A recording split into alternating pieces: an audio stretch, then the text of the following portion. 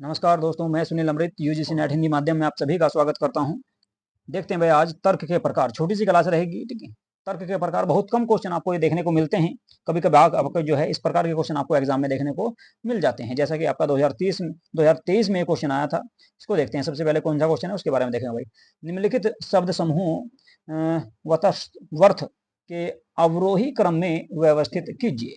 यानी कुल मिलाकर इनको आज आपका क्या करना, अवरोही क्रम में लगाना। ठीक है, अवरोही क्रम में लगाना कि सबसे बड़ा समूह कौन सा रहेगा, उसके बाद कौन सा आएगा, उसके बाद कौन सा आएगा और उसके बाद कौन सा लगाना है। तो इस तरह के क्वेश्चन जो है आपके एग्जाम में वैसे मिलते तो बहुत कम है देखने को, लेकिन अक्सर कभी कभार जो है इस तरह के क्वेश्चन आपको एग्जाम में देखने को मिल जाते हैं, आ जाते हैं। ठीक है, तो इनको भी देखने हैं भाई। ठीक है, लॉजिक लगाना होता है इनमें। ठीक है, तो सबसे पहले देखना भाई सबसे बड़ा समूह कौन सा होगा। तो सबसे बड़ा समूह कह सकते हैं आपका पशु। पशु जो होते हैं ना, ये बहुत बड़ा समूह होता है भाई, बहुत बड़ा समूह होता है। तो कुल मिलाकर आपका इसमें ऑप्शन की अगर बात करें तो ए को एलिमेंट कर दो। ए नहीं होना और बी नहीं होना। ठीक है, बी नहीं होगा। इसके अलावा और कौन सा हो सकता है देखते भाई। पशुओं के बाद अगर बात करें, तो पशुओं के बाद में सबसे बड़ा समूह कहा जा सकता है किसको भाई, कशेरुकी। कशेरुकी को कहा जा सकता है। तो कुल मिलाकर आपका ई ऑप्शन फिर हो जाएगा आपका। तो सबसे पहले कौन सा आ जाएगा, ए आ जाएगा। ए के बाद में आपका दूसरे नंबर पे कह सकते हैं आपका ई को, तो ई आ जाएगा। तो इस हिसाब से आपका डी ऑप्शन इसमें सही होगा भाई। डी ऑप्शन आपका सही हो जाएगा। तो ए, एक मिनट, सबसे पहले कौन सा आ गया, पशु। पशु आ गया सबसे पहले। पशुओं के बाद में कशेरुकी आ गया। कशेरुकी की अगर बात करें तो फिर स्तनपाई, स्तनपाई आ जाएंगे। तीसरे नंबर पे स्तनपाई आ जाएगा। स्तनपाई के बाद अगर बात करें ऑप्शन के हिसाब से तो फिर आपका डी आ जाएगा, विडाल आ जाएगा और फिर आपका वन बिलाव आ जाएगा। इनकी संख्या सबसे कम होती है भाई। ठीक है, तो बी ऑप्शन आपका सबसे बाद में रहेगा। वैसे भी आप देख सकते हैं वन बिलाव जो होते हैं ये संख्या में सबसे कम होंगे। देखो पशु, पशु जो होंगे, पशुओं की संख्या बहुत ज्यादा होती है। पशु में लगभग आपके जितने भी जीव जंतु हैं वे सारे पशु में ही आ जाते हैं। तो सबसे बड़ा समूह तो पशु, यानी कि कुल मिलाकर सबसे पहले डी आना है। डी आपका केवल 2 में दिया गया है। बात करें वन बिलाव की, वन बिलाव की संख्या सबसे कम होती है, बहुत कम है, बहुत जो है कम मात्रा में ये आपके देखने को मिलते हैं। तो ये आपका सबसे बाद में आ जाएगा। तो इस हिसाब से आप लगा सकते हैं कि बी आपका केवल आपका डी में दिया गया है। तो डी आंसर आपका इसमें सही हो जाएगा। तो आप इस तरह से भी इन क्वेश्चनों को कर सकते हैं। ठीक है, यदि भाई आप लोग हमारे चैनल पर पहली बार आए हैं और आप लोगों ने हमारा यूट्यूब चैनल सब्सक्राइब नहीं किया है तो प्लीज हमारे यूट्यूब चैनल को सब्सक्राइब अवश्य करने में। ठीक है, और वीडियो को लाइक तथा शेयर जरूर कर दिया करो। ठीक है, चलिए जी देखते हैं दूसरा क्वेश्चन क्या है। दूसरे क्वेश्चन की अगर बात करें तो दूसरे क्वेश्चन में क्या पूछा गया, दूसरे क्वेश्चन में पूछा गया भाई आरोही क्रम। दूसरे क्वेश्चन में आरोही क्रम पूछा गया है। आरोही क्रम पूछा गया है। ठीक है, आरोही क्रम पूछा गया है। अब देखो इसमें, लेकिन इसमें कहा गया क्या, इसमें कहा गया निम्नलिखित शब्द समूह को गुणार्थ के अवरोही क्रम में, गुणार्थ गुणों के आधार पर, गुणों के आधार पर। जबकि यहां पर कहा गया था क्या, यहां पर कहा गया था वत्सर्व, वत्स्य वत्स्यवर्थ, वत्स्यवर्थ के आधार पर, वत्स्यवर्थ के आधार पर। और यहां पर कहा गया गुणार्थ के आधार पर, गुणार्थ के आधार पर, गुणार्थ, गुणार्थ के आधार पर। तो गुणों में भी देख लो भाई, गुणों में भी सबसे पहले आपका कौन, पशु ही आ जाएगा। गुणों में भी अगर देखा जाए आपका तो सबसे पहले पशु ही आएगा। गुणों में भी देखा जाए तो सबसे पहले पशु आ जाएगा, पशु आ जाएगा। पशुओं में बहुत अनेक प्रकार के गुण आपको देखने को मिलते हैं।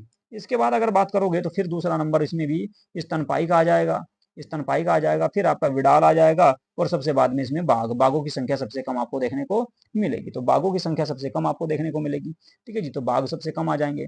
तो जो ना ए आपका इसमें केवल आपका सी में दिया गया भाई, ए लास्ट में। ठीक है, और डी आपका जो है आपका 2 में दिया गया इसमें। तो कुल मिलाकर इस तरह से देखा जाएगा तो आपका ऑप्शन सी आपका इसका ऑप्शन हो जाएगा। इस तरह के क्वेश्चन में आपको केवल लॉजिक लगाना है, दिमाग लगाना है और कुछ नहीं। ठीक है, बहुत आसानी से जो है इन क्वेश्चनों को आप कर सकते हो। अगला क्वेश्चन पे चलेंगे। अगला क्वेश्चन भाई सुकरात से संबंधित है। सभी दार्शनिक भ्रमशील होते हैं। क्वेश्चन में कहा गया कि सभी जो दार्शनिक होते हैं, दार्शनिक मतलब विचारक, विद्वान जो व्यक्ति हैं वे भ्रमशील, भ्रमशील मतलब कि जो ना उनको भ्रम रहता है। ठीक है, सुकरात भ्रमशील नहीं है। तो ये तो बिल्कुल इसका विरोध कर रहा है भाई, बिल्कुल इसका विरोध कर रहा है कि सुकरात जो है वो एक भ्रमशील व्यक्ति नहीं था। जबकि बात करें सुकरात भी एक दार्शनिक माना जाता है, सुकरात को भी एक दार्शनिक दार्शनिक माना जाता है। तो कुल मिलाकर ये कह रहा कि विरोध के क्लासिकी वर्ग में निम्नलिखित में से कौन सा सही उत्तर होगा। विरोध के क्लासिकी वर्ग में, विरोध के क्लासिकी वर्ग में तो भाई साहब इसका विरोधाभासी आ जाना चाहिए, विरोधाभासी आना चाहिए। उपाश्रित तो आना नहीं है, विरोधी आना नहीं है। ठीक है, विरोधी आना नहीं है। इसके अलावा उप विरोधी भी नहीं आएगा। तो कुल मिलाकर देखो इसने कहा कि सभी दार्शनिक भ्रमशील होते हैं और सुकरात भ्रमशील नहीं है। तो बिल्कुल इसका क्या कर रहा है, विरोधाभासी है, विरोधाभासी है, विरोधाभासी है, बिल्कुल उल्टा है। सुकरात बिल्कुल उसका उल्टा है, क्योंकि सुकरात जो है ना भ्रमशील, भ्रमशील है ही नहीं। ठीक है, ऐसा कह दिया इसने, तो विरोधाभासी हो गया। चलो जी, तो बी आंसर हो गया भाई इसका। 2020 में क्वेश्चन आया था देखने को। इसके बाद अगला क्वेश्चन देख लो भाई। अगला क्वेश्चन महात्मा गांधी को लेकर, ये भी 2020 में आया है। नीचे दिए गए तर्क वाक्य दिए गए हैं। महात्मा गांधी को राष्ट्रपिता कहा जाता है। भैया बात तो बिल्कुल सही है, महात्मा गांधी को जो है राष्ट्रपिता ही कहा जाता है। यह निम्नलिखित में से किस प्रकार का क्लासिकी निरपेक्ष तर्क वाक्य है? महात्मा गांधी को राष्ट्रपिता कहा जाए, इस बात को तो भाई सभी मानते हैं, सभी तो मानते हैं, सभी मानते हैं। सभी का मतलब है सार्वभौमिक, सार्वभौमिक विधेयात्मक वाक्य कहा जाएगा इसको, सार्वभौमिक विधेयात्मक वाक्य। क्योंकि सभी जो है भारत के जो लोग हैं ये सभी ये मानते हैं कि महात्मा गांधी को भारत का राष्ट्रपिता कहा जाता है, महात्मा गांधी को राष्ट्रपिता कहा जाता है। और राष्ट्रपिता किसने कहा था? नेताजी सुभाष चंद्र बोस ने भाई। नेताजी सुभाष चंद्र बोस के द्वारा, नेताजी सुभाष चंद्र बोस के द्वारा, नेताजी सुभाष चंद्र बोस के द्वारा, नेताजी सुभाष चंद्र बोस के द्वारा, नेताजी सुभाष चंद्र बोस के द्वारा महात्मा गांधी को पहली बार आजाद हिंद रेडियो पर बोलते हुए, आजाद हिंद रेडियो पर बोलते हुए, आजाद हिंद रेडियो पर बोलते हुए, सिंगापुर से रेडियो पर बोलते हुए, सबसे पहले आजाद हिंद फौज के जो आपके प्रमुख थे या कमांडर थे नेताजी सुभाष चंद्र बोस, उन्होंने आजाद हिंद रेडियो पर बोलते हुए कहा था कि भारत के राष्ट्रपिता, हम इस आपके पवित्र युद्ध में आपका आशीर्वाद और शुभकामनाएं चाहते हैं। ऐसे कुछ कथन कहे थे किसने? नेताजी सुभाष चंद्र बोस ने। तो कुल मिलाकर पहली बार महात्मा गांधी को राष्ट्रपिता नेताजी सुभाष चंद्र बोस के द्वारा कहा गया। गुरुदेव की बात करें तो चंपारण आंदोलन के समय किसने? आपके रविंद्रनाथ टैगोर के द्वारा, रविंद्रनाथ टैगोर के द्वारा कहा गया था। ठीक है, चलिए, तो इसका जो सही आंसर होगा वो सार्वभौम विधेयात्मक, सार्वभौम विधेयात्मक इसका सही आंसर आपका हो जाएगा। चलिए जी अगले क्वेश्चन पे चलते हैं। अगले क्वेश्चन की बात करेंगे। यूनिट 5 की आज ये आपकी आखिरी क्लास है भाई। यूनिट 5 की आज ये आखिरी क्लास होने वाली है। तो कुल मिलाकर यूनिट 5 आज हमने पूरी कर ली है। इसके बाद यूनिट नंबर 6 और 7 में मुश्किल से 4 से 5 दिन में आपकी ये भी आपकी कंप्लीट हो जाएगी। 4 से 5 दिन में आराम से बहुत जो है लॉजिकल रीजनिंग और डीआई वाली आपकी यूनिट भी पूरी हो जाएगी। रही बात आपकी यूनिट नंबर 3 की, वो 2 या 3 क्लास में वो भी आपकी कंप्लीट पूरी करा दूंगा। मुश्किल से 2 से 3 पैराग्राफ उसमें हम कर लेंगे, देख लेंगे किस तरह से करने होते हैं। देखिए उसमें नया पैराग्राफ आता है, कोई ना कोई आपका पैराग्राफ आएगा और उसी में से क्वेश्चन आपको छांटने होते हैं। बस आपको ये बताना है, उसमें थोड़ा सा बता दूंगा कि किस तरह से उसमें क्वेश्चन छांटे जाएंगे। चलिए जी ये क्वेश्चन देखते हैं भाई। ये क्वेश्चन थोड़ा सा बढ़िया है, ठीक है, इसमें थोड़ा सा आपका टाइम लगने वाला है जी। ABCDE और F एक वर्त में खड़े हैं।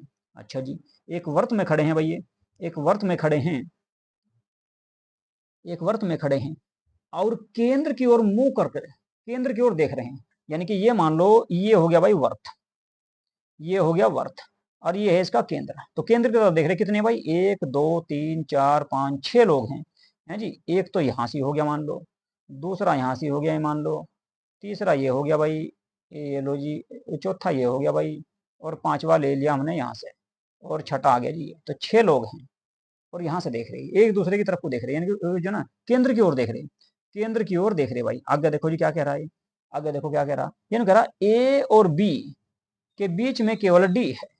ए और बी जो है उसके बीच में केवल डी आना, ए और बी के बीच में केवल डी आना। तो यहां से मान लिया भाई ये ए हो गया और ये हो गया जी बी, इनके बीच में आ गया कौन? डी। ये मान लिया जी डी आ गया।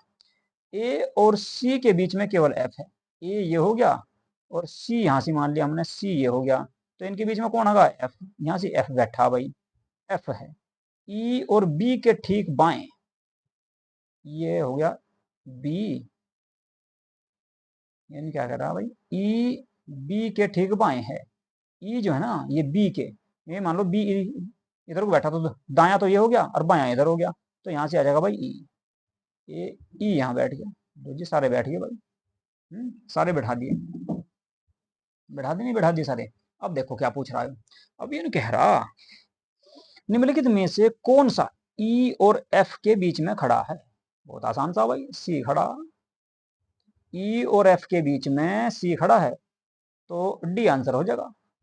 है नहीं बढ़िया क्वेश्चन? कितना बढ़िया क्वेश्चन है देखो। ये नहीं कह रहा, एक बार और देख लो दोबारा से। ए बी सी डी ई और एफ एक व्रत में खड़े हैं। ये 6 के 6 व्यक्ति जो हैं एक व्रत में खड़े हैं। ये व्रत बना दिया जी हमने, यहाँ से दोबारा बना रहा, देखो ये बना दिया जी व्रत, व्रत में बना दिया और केंद्र की ओर देख रहे, केंद्र की ओर, केंद्र की ओर देख रहे। इसमें सबसे पहला कहा क्या कि ए और बी के बीच में केवल डी है। मान लिया हमने यहां से जो है ये ए था और यहां से था जी बी, तो इनके बीच में आ गया कौन है, डी। इनके बीच में डी आ गया। इसके बाद आगे क्या कह रहा है, आगे कह रहा है ए और सी के बीच में केवल एफ खड़ा है। तो ए ये हो रहा और सी मान लिया हमने यहां से, इनके बीच में एफ खड़ा है, यहां से एफ यहां से आ गया। ठीक है जी। इसके बाद आगे क्या कह रहा है, ए और सी के बीच में केवल एफ खड़ा हो गया। ई बी के ठीक बाएं हैं, ये बी है ना, तो इसके यहां से जो है ना बाई और, ये मुंह तो मुंह है इसका, तो ये हो गया दाया और इधर हो गया बाया। ये हो गया नहीं बाया, इधर बाया इधर हो गया। तो बाई और कौन है, ई होगा।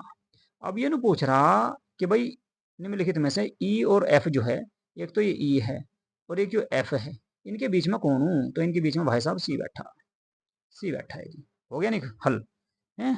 बहुत आसानी से हो ऐसे क्वेश्चन, ऐसे क्वेश्चन तो बहुत आसानी से हो जा आराम से, और उम्मीद है कि आपकी समझ में भी आ गया होगा। चलो भाई अगला क्वेश्चन देख लो। तो अगला क्वेश्चन देखते हैं जी कौन सा है। अगला क्वेश्चन देख लो, इनमें से बेमेल शब्द चुनिए। बहुत आसान क्वेश्चन है भाई, बेमेल चुनना।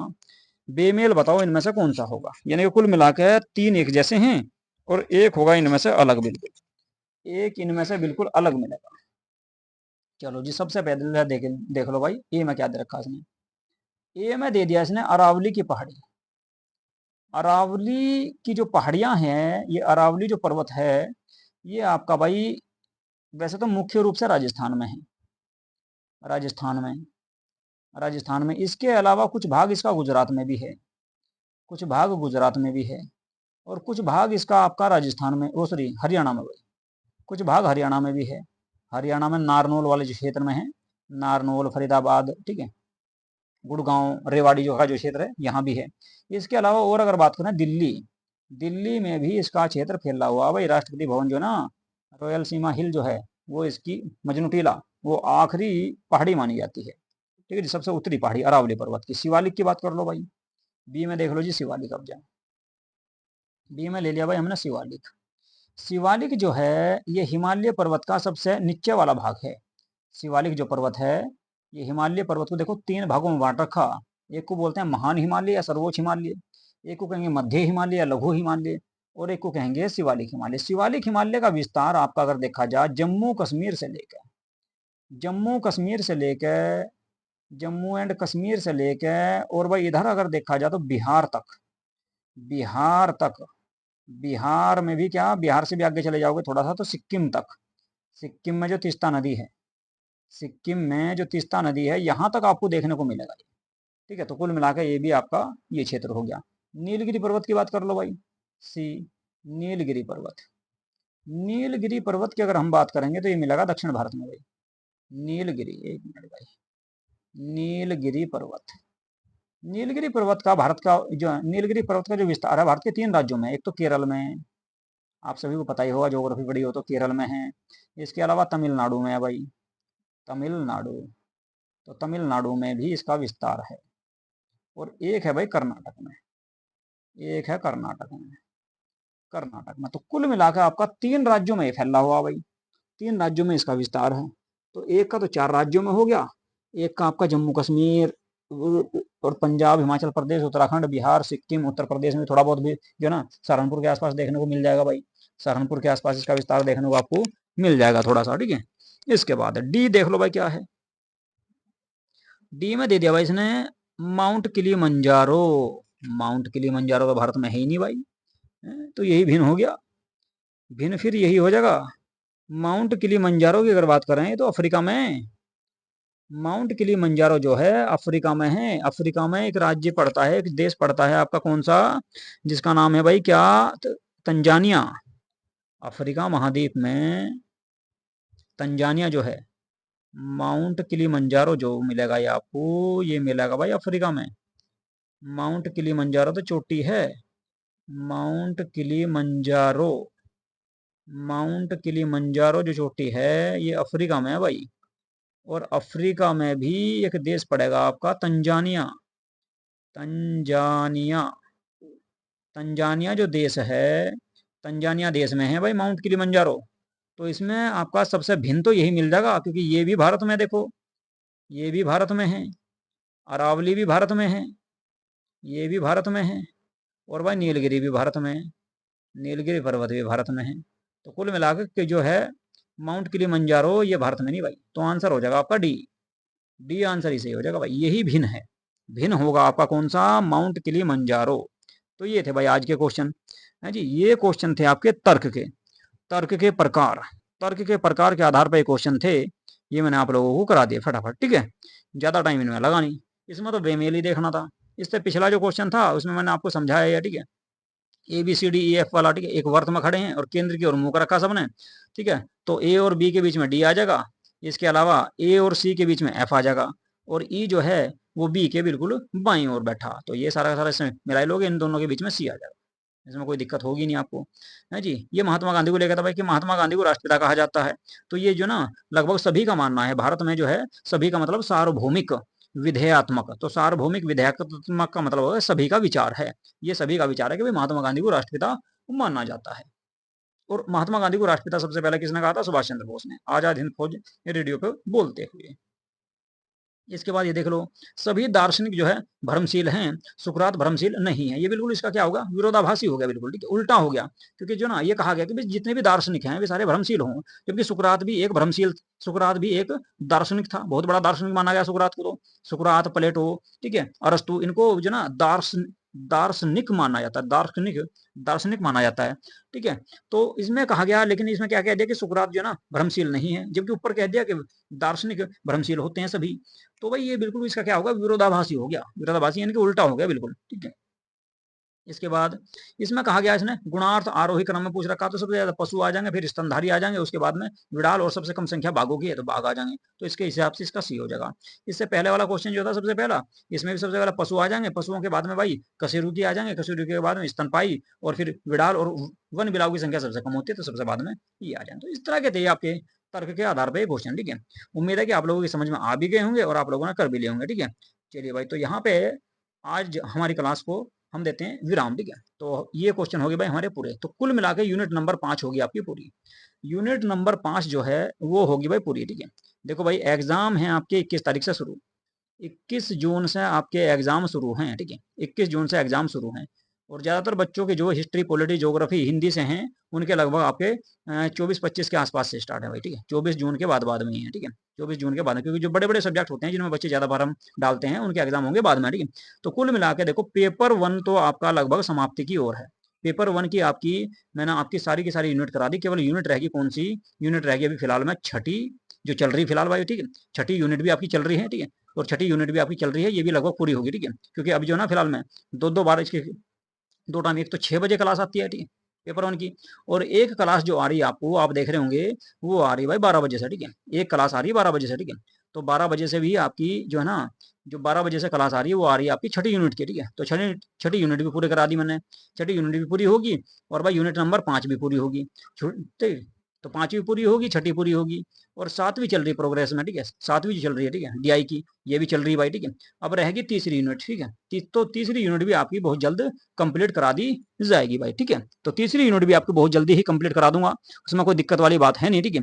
तो जो है ये आपका जो है यूनिट नंबर 5 तो पूरी हो ही गई, और छठी भी पूरी होगी, ठीक है, 7वीं चल रही है, 7वीं भी जो है ना 1-2 दिन में पूरी हो जाएगी, और तीसरी यूनिट में मुश्किल से आपका 1-2 दिन में ये भी पूरी आपकी हो जाएगी भाई, ठीक है। तो इस प्रकार जो है मैंने आपका लगभग पेपर 1 जो है, पेपर 1 है उसकी सारी यूनिट, सारी की सारी यूनिट मैंने करा दी भाई, ठीक है, सारी यूनिट करा दी, देखो बहुत कम समय में, ठीक है, लगभग आपका जो है हमने जो चैनल बनाया था 12 मार्च को, 12 मार्च को हमने ये चैनल बनाया था, और उसके बाद लगभग आपका जो है 20-22 जो है 15 से 20 मार्च के आसपास में हम लोगों ने जो है यूजीसी नेट की आपकी तैयारी जो है आपको शुरू कराई थी भाई। तो पेपर 1 कंप्लीट करा दिया, और पेपर सेकंड में भी मैं आपको बता दूं, तो पेपर सेकंड में भी इतिहास आपका लगभग, इतिहास मैंने आपका प्राचीन भारत, ठीक है, प्राचीन भारत आपका लगभग समाप्ति की ओर है, 28 तारीख से पहले पहले पूरा करा दूंगा, 28 जून से पहले पहले पूरा करा दूंगा, 28 जून से पहले पहले पूरा करा दूंगा। और भाई मध्यकालीन भारत, ठीक है, मध्यकालीन भारत के भी जितने भी क्वेश्चन बन सकते थे, मध्यकालीन भारत से भी जितने क्वेश्चन अब तक आए हैं यूजीसी नेट में,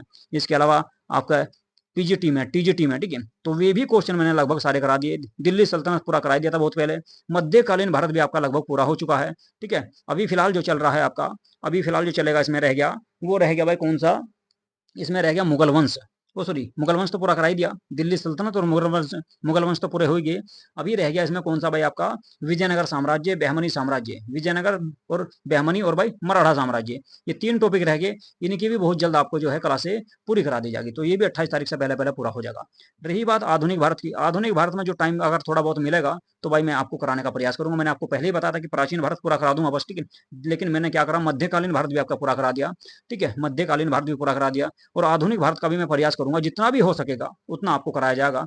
लेकिन उसके बाद दिसंबर वाला जो एग्जाम होगा, दिसंबर वाला जो एग्जाम होगा, दिसंबर 2025, उसमें आपका हिस्ट्री पूरा डिटेल से, पूरा डिटेल से आप लोगों को बिल्कुल कराया जाएगा। साथ साथ पॉलिटिकल साइंस, पॉलिटिकल साइंस भी उसमें मैं कराऊंगा भाई, ठीक है, हिस्ट्री के साथ साथ पॉलिटिकल साइंस भी कराऊंगा। और भाई पेपर 1 को लेकर दोबारा से डिटेल से बिल्कुल पढ़ेंगे, दोबारा से बिल्कुल शुरुआत से नए सिरे से मैं क्लासेस स्टार्ट करूंगा आपकी पेपर 1 में भी, ठीक है।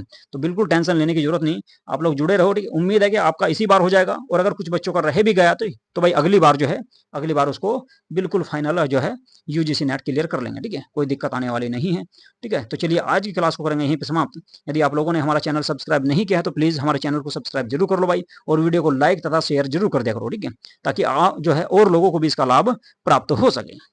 चलिए जी, और भाई ये टेलीग्राम पे जो ना आपको पीडीएफ जो प्राप्त होगी, ये संसार अकेडमी टेलीग्राम चैनल पे प्राप्त होगी भाई। ये जो पीडीएफ आपको प्राप्त होगी ये मिलेगी आपको संसार अकेडमी टेलीग्राम चैनल पे, तो उसको भी जो